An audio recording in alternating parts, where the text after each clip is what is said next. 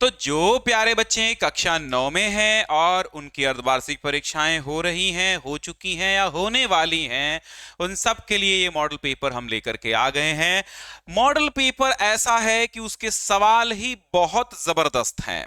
तो आराम से एक एक सवाल को हल करेंगे और सवाल से अगर और सवाल बनते हैं जनाब तो मैं उनको भी हल करा दूंगा। बहरहाल आप हमारे साथ बने रहिए आधे घंटे, बस आधे घंटे के अंदर ही हल करा देंगे, ज्यादा टाइम नहीं लेंगे। बराबर बने रहिए, पूरा बने रहिए, ताकि ऐसा कोई क्वेश्चन ना हो जो आपसे छूटे। हैं, मैं बोल दूं, आप ना सुने और एग्जाम में आ जाए, तो इसलिए बड़ा जरूरी है पूरा पेपर देखना। तो चीजें आप जानते हैं, अर्धवार्षिक परीक्षा में 3 घंटा 2.5 घंटा में ही आपको लिखना होता है। ओएमआर पे 20 क्वेश्चन जो होते हैं वो ओएमआर शीट पे, और कुछ विद्यालयों में कॉपी पर ही लिखवा लिए जाते हैं। That's all. और पूर्णांक 70 का ही होता है। तो चलिए हम लोग हल करते हैं। पहला सवाल है कि सरस्वती पत्रिका के प्रसिद्ध संपादक हैं।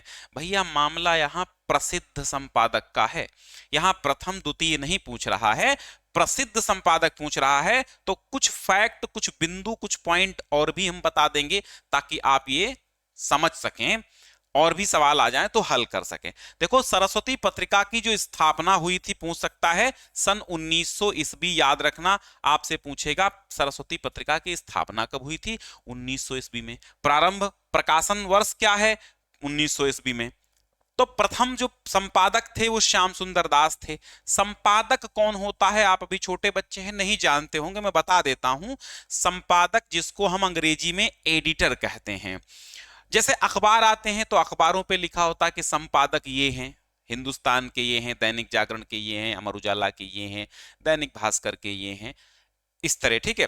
तो संपादक मतलब होता है जो पूरे ही अखबार को या पूरी पत्रिका को, पत्रिका भी जो हर महीने में एक किताब नुमा निकलती है, उसमें तमाम बातें होती हैं। साहित्य से रिलेटेड है तो साहित्य की बातें हैं, और अगर करंट अफेयर से रिलेटेड है तो पूरे देश दुनिया की बातें उसमें होती हैं।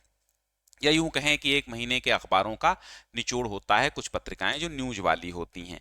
संपादक का काम होता है कि वो पूरा कहां पर क्या छपना है, पूरी किताब को किस तरह से पेश करना है, और उसमें जो त्रुटियां हैं, कौन सी भाषा में स्तंभ लेख छपना है, कौन सी भाषा में क्या होना है, कहां पर कौन सी चीज को छपना है, और क्या छपना है क्या नहीं छपना, ये सारी चीजें संपादक की होती हैं। ठीक है। तो महावीर प्रसाद द्विवेदी जो हैं ये सबसे प्रसिद्ध हैं सरस्वती के संपादक, लेकिन हैं श्याम सुंदर दास जी, ये प्रथम संपादक हैं। ध्यान रखना, ये प्रथम संपादक हैं। प्रथम और द्वितीय भी पूछ सकता है, और ये हैं द्वितीय।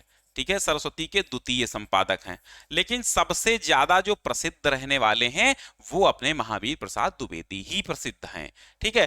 प्रेमचंद की एक और पत्रिका है। अब देखो, मैंने कहा कि तमाम चीजें हल करा देंगे, ऐसे ही पैटर्न पर पेपर आना है, लेकिन यही नहीं आना है कि नहीं यही आ जाएगा आपके स्कूल में। इसके लिए सॉरी है, क्योंकि मैं पेपर इसलिए तमाम हल करा देता हूं कि कोई ना कोई कुछ ना कुछ तो आपका आ ही जाएगा। जब 8-10 पेपर आप पढ़ेंगे तो आराम से आप अपना पेपर कर पाएंगे, लेकिन वो 8-10 पढ़िए तो कम से कम। आप एक पेपर को देख के जाते हैं और ये कहते हैं सर यही आ जाए तो ठीक है, यही आ जाए, तब तो भैया नकल हो जाएगी ना। आप समझा करो यार, समझदार हो गए हो, नकल थोड़ी ना हो जाएगी। सरस्वती पत्रिका के प्रसिद्ध संपादक पूछेगा तो महावीर प्रसाद द्विवेदी, प्रथम पूछेगा श्याम सुंदर दास, और द्वितीय पूछेगा तो महावीर प्रसाद द्विवेदी। प्रेमचंद जी की एक पत्रिका याद रखना, हंस पत्रिका के संपादक पूछेगा प्रेमचंद। और संपूर्णानंद की एक पत्रिका है मर्यादा, मर्यादा कृष्णकांत मालवीय की है। और एक पत्रिका है टुडे। तो मर्यादा और टुडे जो पत्रिकाएं हैं ये आपके संपूर्णानंद की हैं, तो ये ध्यान रखना। ठीक है। हाँ हाँ, श्याम सुंदर दास की एक बात और ध्यान रखना, नागरी प्रचारिणी, नागरी प्रचारिणी सभा के संस्थापक हैं। सभा के क्या हैं? संस्थापक हैं। कौन? श्याम सुंदर दास।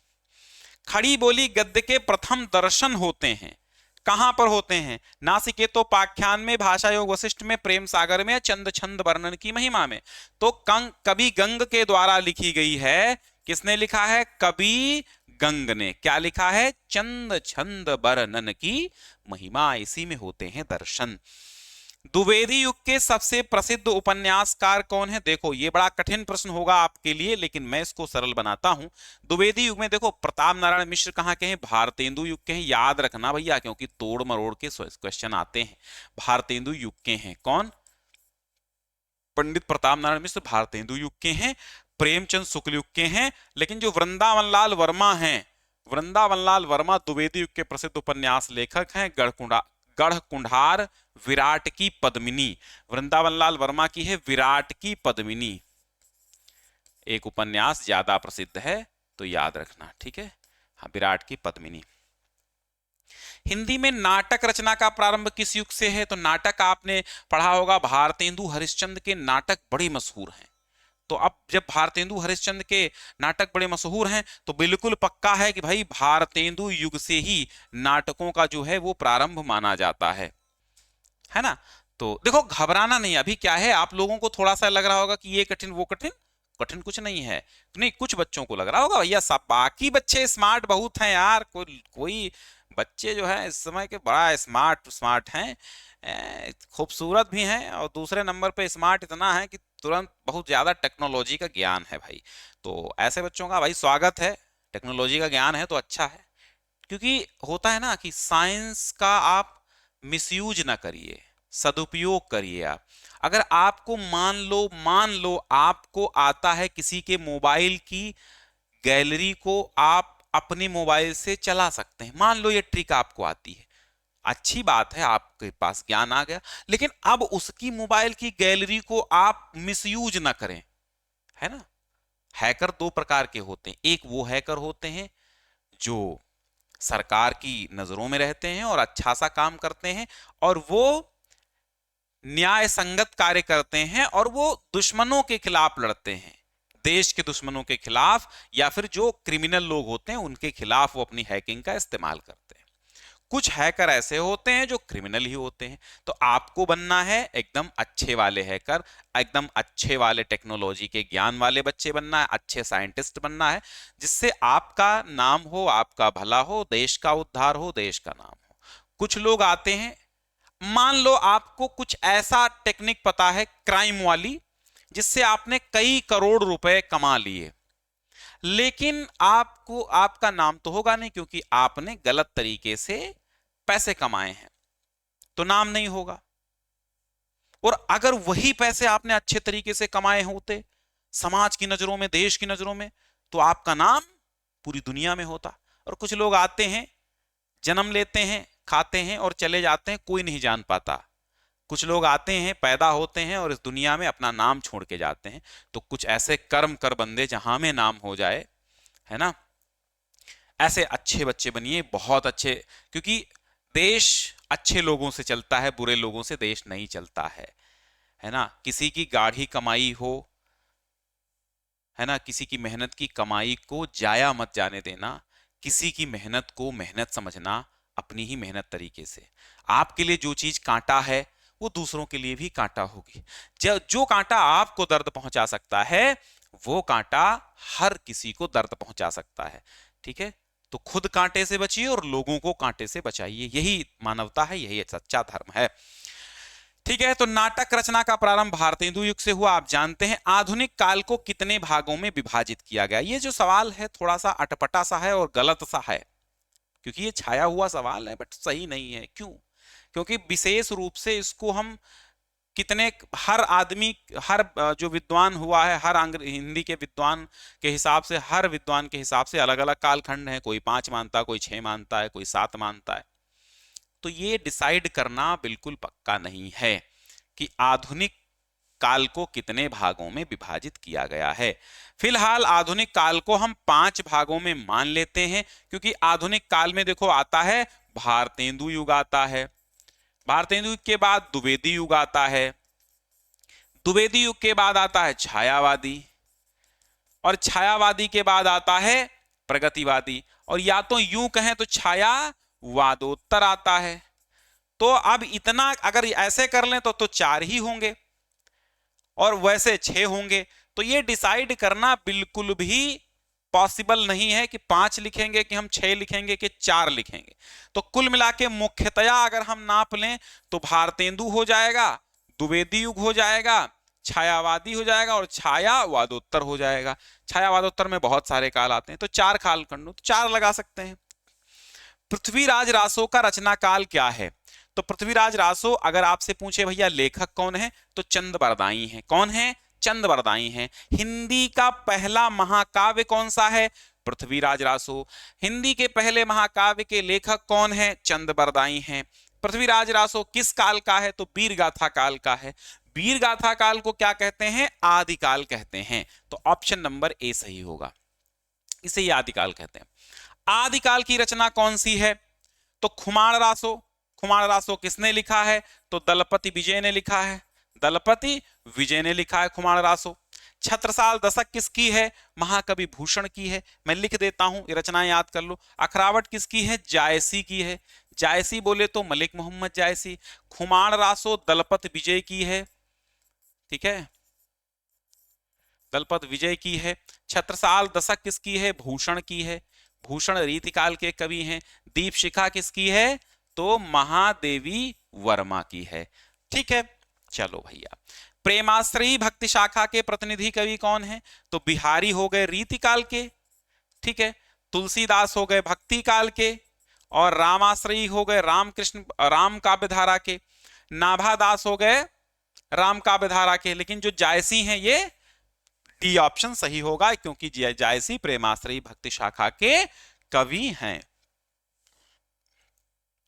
है खाग मृग है मधुकर श्रेणी, तुम देखी सीता मृग नैनी, तुम देखी सीता मृग नैनी, हे खग मृग है मधुकर श्रेणी। अब यहां पर रस बताओ, तो यहां है भैया वियोग श्रृंगार रस। कौन सा है? वियोग श्रृंगार रस है, क्योंकि सीता को रावण हरण कर ले गया है और राम जी वियोग में परेशान हैं। किस छंद के प्रत्येक चरण के अंत में 2 गुरु होते हैं? तो अपनी चौपाई है। चौपाई के देखो, चौपाई के देखो, आपके भी अगर पेपर हो जाएं तो पेपर आप भेज देना व्हाट्सएप नंबर पे। व्हाट्सएप नंबर कहां मिलेगा? अबाउट सेक्शन में मिलेगा। जब पेपर भेजना तो पीडीएफ बना के भेजना, साफ साफ बना के। पीडीएफ बनानी नहीं आती तो फोटो ही साफ साफ खींच के भेजना, लेकिन एकदम क्लियर दिखना चाहिए, है ना? हाँ, और अपना नाम लिख देना। अगर आप चाहें आपका नाम मैं बोलूं कि आपने पेपर भेजा है तो लिख देना पेपर पे। नहीं, वैसे नाम मैं नहीं बोलता हूं, यूं कि क्या पता कोई दिक्कत हो जाए। मान लो आपने पेपर भेज दिया, वो पेपर में गलतियां हैं और मैंने बता दिया, आपका नाम भी बता दिया, तो आपके टीचर कहेंगे ए तुमने पेपर क्यों भेजा था, है वहां मेरी गलतियां बताई गई, है ना? तो नाम आप कहेंगे तो मैं बोल भी दूंगा, आपका श्रेय दे दूंगा कि भाई पेपर आपने भेजा। देखो, अर्धवार्षिक के जो पेपर हमारे पास आते हैं वो बच्चे ही भेजते हैं। चूंकि बच्चे जो भेजते हैं उन्हीं के द्वारा आइडिया लगता है कि अर्धवार्षिक में कैसे सवाल पूछे जा रहे हैं। चारु चंद्र की चंचल किरणें खेल रही हैं जलथल में। चारु चंद्र की चंचल किरणें खेल रही हैं जलथल में, स्वच्छ चांदनी बिछी हुई है अवनी और अंबर तल में, पुलक प्रकट करती है धरती हरित तृणों की नौकों से, मानो झूम रहे हैं तरु भी मंद पवन के झोंकों से। पंचवटी मैथिली शरण गुप्त मैंने पढ़ा दिया, पंचवटी पुनर्मिलन तमाम पाठ पढ़ा दिए काव्य के। पढ़ लो भाई, शाम 6 बजे कक्षा 9 की हिंदी चलती है, हर शाम 6 बजे। और जिस दिन हिंदी नहीं चलती उस दिन और विषय का पेपर होता है। मतलब कक्षा 9 की जो क्लास है वो रेगुलर चलती है शाम 6 बजे। वो चाहे आपकी गणित का मॉडल पेपर हो, सामाजिक विज्ञान का हो, अंग्रेजी का हो, चाहे गृह विज्ञान का हो, चाहे मैथ का हो, वो सब शाम 9 बजे, चाहे विज्ञान का हो। तो ये हो गया अनुप्रास अलंकार, आपका डी ऑप्शन। किस शब्द की वर्तनी अशुद्ध है? अशुद्ध, देखो अशुद्ध माने गलत है, तो अधीन भी गलत है, आधिकारिक भी गलत है, अनाधिकार भी गलत है, गत्यवरोध जो है शुद्ध है। ये क्या है? शुद्ध है। तो अब यहां पर उल्टा सवाल है, यहां पर पूछना चाहिए शुद्ध है, शुद्ध है, ठीक है। किस शब्द की वर्तनी शुद्ध है? तो गत्यवरोध शुद्ध है। अब इनकी सुधार देता हूं, आधिकारिक नहीं होता है, हमेशा आधिकारिक होता है। क्या होता है? आधिकारिक होता है। अधीन नहीं होता है, हाँ,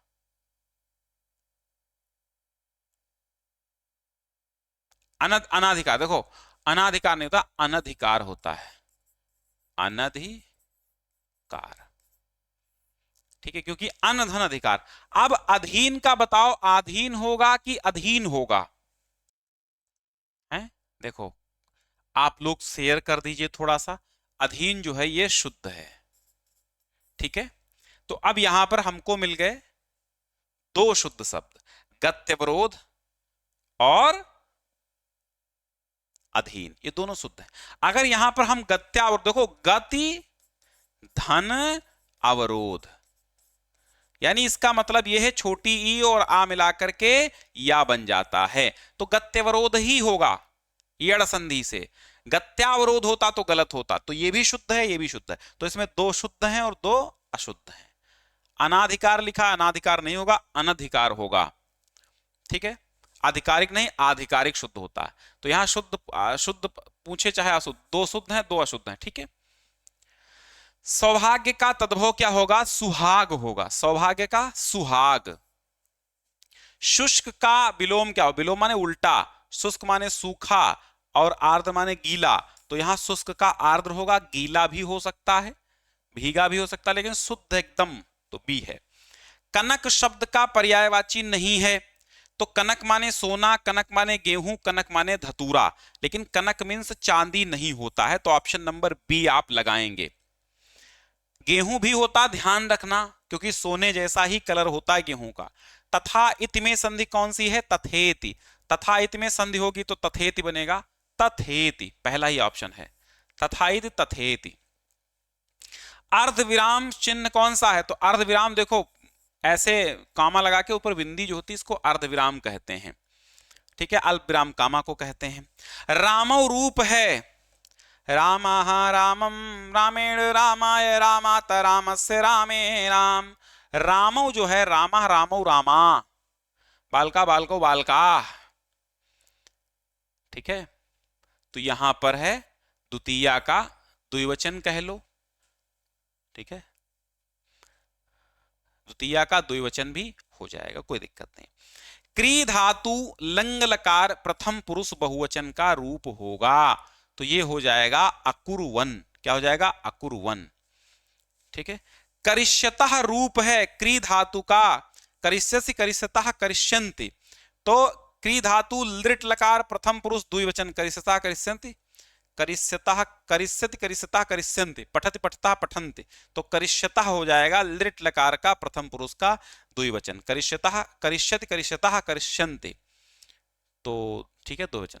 इसके बाद खंड बात है। हमारे परम पूजनीय आर्यगण अपनी बात का इतना पक्ष रखते थे कि तन्नतीय तन्नय धाम धन धरनी, सत्य संध कहां तुम समवरनी, अथच प्राणन ते सत्सुत अधिक है, सुत ते अधिक परान, ते दूनो दशरथ तजे, वचन नदीन हो जान, इत्यादि उनकी अक्षर शब्द संपदा कीर्ति सदा संसार पट्टिका पर सोने के अक्षरों में लिखी जाती रहेगी। पर आजकल के बहुतेरे भारत को पुत्रों ने यह ढंग पकड़ रखा है, मर्द की जुबान बात का उदय स्थान और गाड़ी का पहिया चलता फिरता ही रहता है।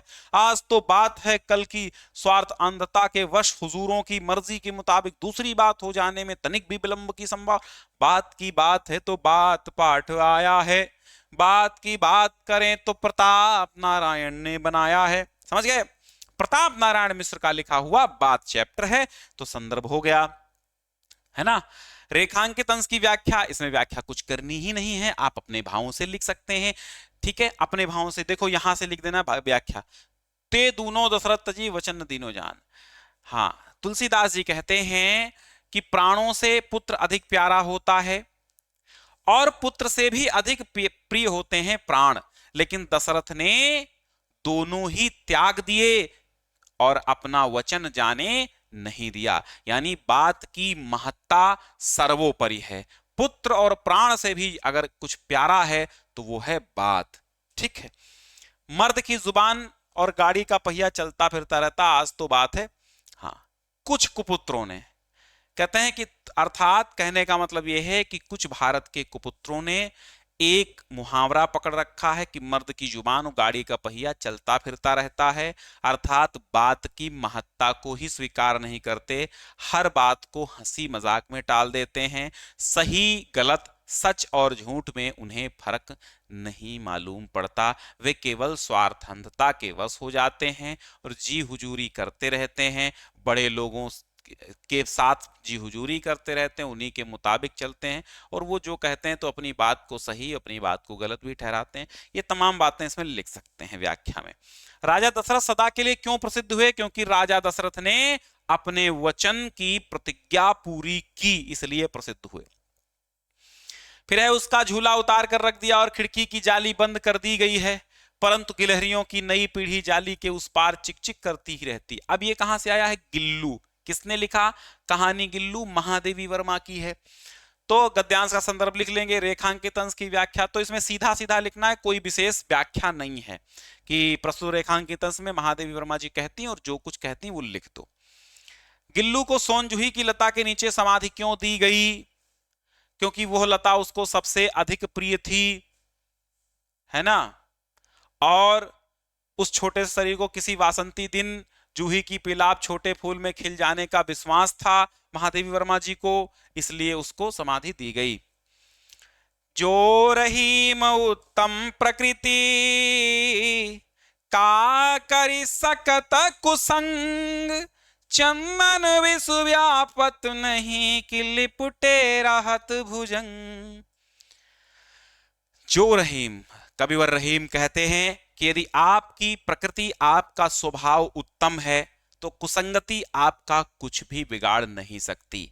जिस प्रकार चंदन के वृक्ष में सर्प लिपटे रहते हैं परंतु उसमें विष व्याप्त नहीं होता, उसी प्रकार यदि आपका चरित्र उत्तम है तो आपका कुसंगति भी कुछ नहीं कर सकती। दृष्टांत अलंकार, पद्यांश का संदर्भ रहीमदास के दोहे हैं भाई, है ना, और व्याख्या बता ही दी। कुसंग और भुजंग में कौन सा अलंकार है? कुसंग और भुजंग में कौन सा अलंकार है? ये भाई कोई थोड़ी बात हुई। अब ये कुसंग भुजंग में थोड़ी ना, अब कुसंग भुजंग एक साथ मिल जाए तो अनुप्रास अलंकार हो जाएगा, और क्या है। बाकी इसमें ये गलत क्वेश्चन है भाई। कुसंग भुजंग मीन्स पूछते बताया, कुसंग माने होता है कुसंगति और बुरी संगति, और भुजंग माने सर्प होता है, और कुसंग भुजंग एक साथ आ जाने से तो भाई अलंकार अनुप्रास हम लिख सकते हैं, और क्या लिखेंगे, क्योंकि जब वो राइमिंग वर्ड मिलते हैं ये भी अनुप्रास अलंकार में चला जाता है। तो ये है, अब इसमें कुछ लॉजिक ही नहीं इस क्वेश्चन का।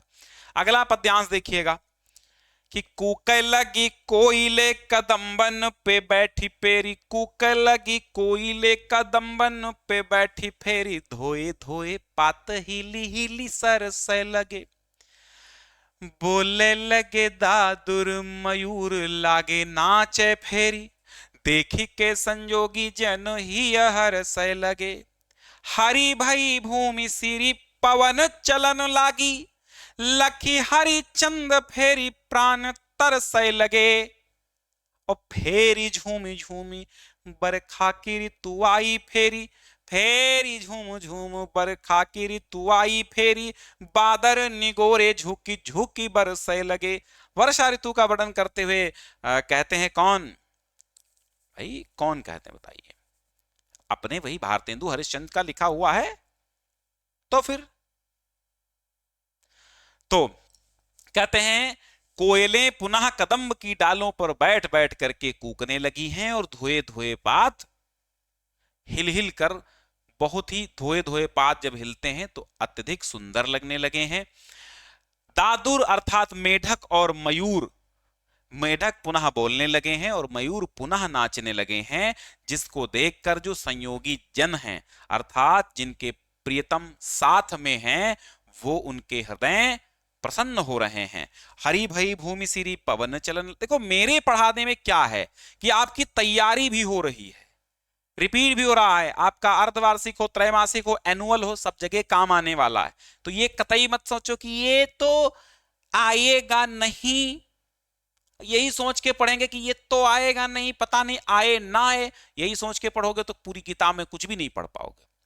हमारा काम है पढ़ना, ज्ञानार्जन करेंगे आप, क्योंकि ज्ञानार्जन जो है, ज्ञान जो है वो सबसे बड़ा हथियार आपके पास होता है।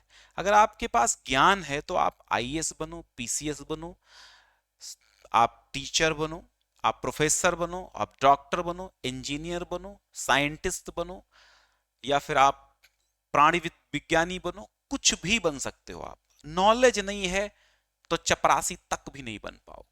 नॉलेज है तो दुनिया की हर नौकरी आपके लिए है, दुनिया का हर पद आपके लिए है, बस नॉलेज होना चाहिए। तो नॉलेज गेन करो, इस चक्कर में ना पड़ो कि ये इंपॉर्टेंट वो इंपॉर्टेंट। इंपॉर्टेंट पूरा सिलेबस होता है, वरना सिलेबस बनाया क्यों जाता। तो हरी भई भूमि, धरती हरी हो गई है, ठंडी ठंडी पवन चलने लगी है। लखी हरिचंद फेरी प्राण तरसे लगे। भारतेंदु हरिश्चंद्र कहते हैं कि देख करके पुनः प्राण तरसने लगे हैं। फिर झूम झूम बरखा की ऋतु आई, फिर बादल निगोरे, फिर झुकी झुकी बरसे लगे। कहते पुनः झूम करके वर्षा की ऋतु आ गई है और ये निगोड़े बादल पुनः झुक झुक कर बरसने लगे हैं। कवि ने किसके स्वरूप का वर्णन किया है, तो कवि ने वर्षा के स्वरूप का वर्णन किया है। इसके बाद भैया आएगा संस्कृत का, अनिवार्य संस्कृत का भाग। तो अस्माकम भारत भूमि प्रतिष्ठा जगत सदाचारातेओ आसीता, तो सदाचारी से है। हमारी भारत भूमि की प्रतिष्ठा संसार में सदाचार से ही है, से ही थी। पृथिव्याम सर्व मानवा स्वम स्वम चरित्रम भारतस्य सदाचार परायणात् जनात् शिक्षेरन भारत भूमि अनेकेशाम सदाचारणाम पुरुषाणाम जननी यथेशाम। अब इसको कुल मिला के आपको ये समझ में आ गया होगा कि ये है कहां से, ये सदाचार पाठ से है। अस्माकम भारत भूमि प्रतिष्ठा जगति सदाचारातेव आसीता, आसीत है ना, हमारे भारत भूमि की प्रतिष्ठा संसार में सदाचार से ही थी। पृथ्व्याम सर्व मानवा, पृथ्वी पर समस्त मानवों को, स्वम स्वम माने अपना अपना, चरित्रम माने चरित्र, भारतस्य माने भारत के, सदाचार परायणात जनात, सदाचार परायण लोगों से, शिक्षेरन माने सीखना चाहिए। भारत भूमि अनेकेशाम, पृथ्वी पर सभी मानवों को अपने अपने चरित्र को भारत के सदाचार परायण लोगों से सीखना चाहिए। भारत भूमि अनेकेशाम सदाचारणाम पुरुषाणाम जननी, भारत भूमि अनेक सदाचारी पुरुषों की जननी है। एतेषाम महापुरुषाणाम आचारः अनुकरणीयाः, इसलिए इन महापुरुषों का सदाचार जो आचार है वो अनुकरण करने योग्य है। सदाचारः नाम नियम संयमो, क्या लिखा है, नियम संयमो पालनम, सदाचार नियम संयम का पालन करना है। इंद्रिय संयम सदाचार से मूले तिष्ठति, इंद्रिय संयम सदाचार के मूल में स्थित है। ठीक है,